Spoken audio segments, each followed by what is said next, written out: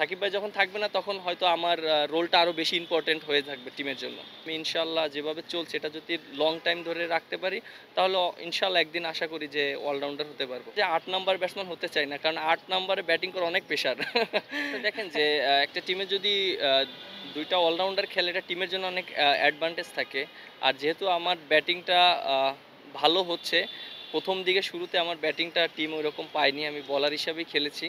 But এখন নিজে contribute করছি, খুব ভালো লাগছে। আর অবশ্যই প্র্যাকটিস করতে হবে, কষ্ট করতে হবে। আর এটা আপনি ১-২ বছরে সম্ভব না, এটা লং টাইম ধরে ভালো খেলতে হবে। যদি আমি ইনশাল্লাহ যেভাবে চলছে এটা যদি লং টাইম ধরে রাখতে পারি তাহলে ইনশাল্লাহ একদিন আশা করি যে অলরাউন্ডার হতে পারবো। না, একটা টিমের, এর আগেও আমি বলেছি, একটা টিমে যদি অলরাউন্ডার থাকে এটা টিমের জন্য অনেক অ্যাডভান্টেজ। আর যেহেতু সাকিব ভাই আমি দুজনই খেলছি, টিমের দুজনই ইম্পর্টেন্ট রোল প্লে করছে। সাকিব ভাই বোলিং করছে এবং ব্যাটিং করছে, আমিও ব্যাটিং করছি, বোলিং করছি।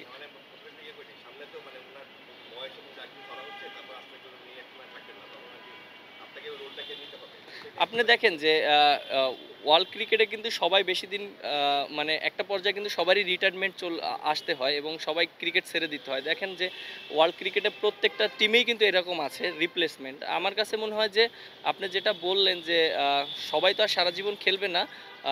সাকিব ভাই যখন থাকবে না তখন হয়তো আমার রোলটা আরও বেশি ইম্পর্টেন্ট হয়ে থাকবে টিমের জন্য। নাজিম ও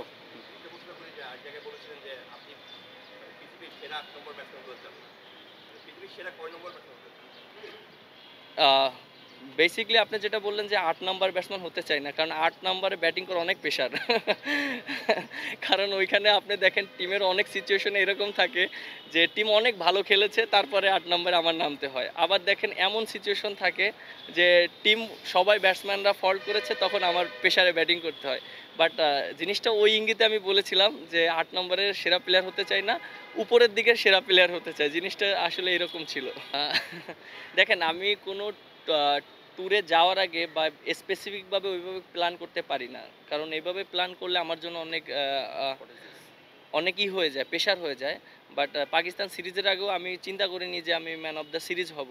বাট আমার চেষ্টা ছিল যে আমি যেন টিমের জন্য খেলতে পারি, ভালো পারফর্ম করতে পারি।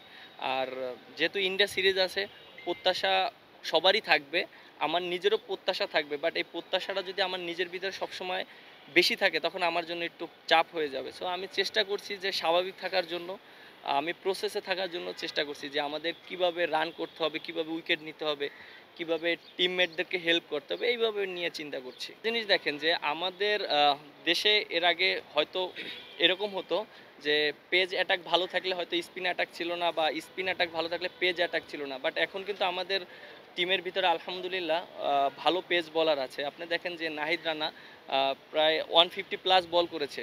একটা টিমের জন্য কিন্তু এটা কিন্তু অনেক একটা মানে একটা দেওয়া, বার্তা দেওয়া যে না, ওই টিমে ১৫০-এর বলার আছে। তারপরে আপনি দেখেন হাসান মাহমুদ যেভাবে বল করেছে, ও, তারপরে তাসকিন আহমেদ, শরীফুল, মানে অবশ্যই পেস বোলারদের ইউনিটটাকে ক্রেডিট দিতে হবে। ও ওইখানে ওই টাফ কন্ডিশনে যেভাবে বল করেছে, উইকেট নিয়েছে। এবং আপনার ব্যাটাররা যেটা বলেন যে ব্যাটসম্যানরা, এর আগে আমরা হয়তো বড় ইনিংস খেলতে পারছিলাম না।